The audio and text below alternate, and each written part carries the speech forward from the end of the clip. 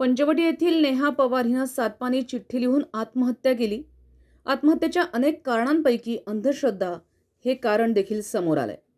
पंचवटी पोलिसांनी त्या दृष्टीने तपास करून हिरावडी येथून एका मांत्रिकाला अटक केली असल्याची माहिती अनिसचे राज्य कार्यवाहक कृष्णा चांदगुडे यांनी दिली आहे. मयत नेहा पवार हिच्या आत्महत्येमागे कौमार्य चाचणी आणि जादूटोण्याचं कारण असून त्याचा पोलिसांनी तपास करावा असं महाराष्ट्र अनिस व विधान परिषदेच्या उपसभापती नीलम गोऱ्हे यांनी पोलिसांच्या लक्षात आणून दिलं. त्याप्रमाणे पोलिसांनी आरोपी संतोष पवार याच्या घराची झडती घेताना जादूटोण्याचं साहित्य मिळालंय. नागाचा आकार असलेल्या खिळ्याला काळा बिब्बा आरपार केलेला आढळला. त्यासोबत गंडे दोरे आणि तावीज देखील मिळालेत.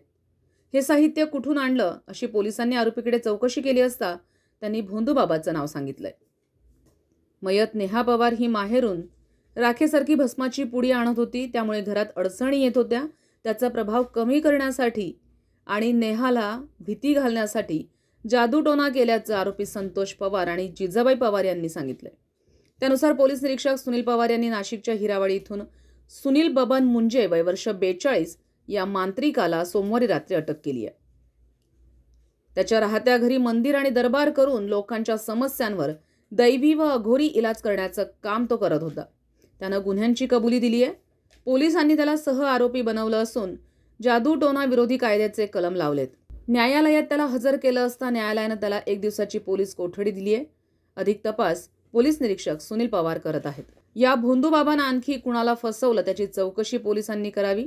लोकांनी अशा अंधश्रद्धायुक्त प्रकारांपासून दूर राहावं.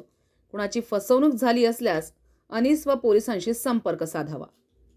संविधान न्यूज, नाशिक.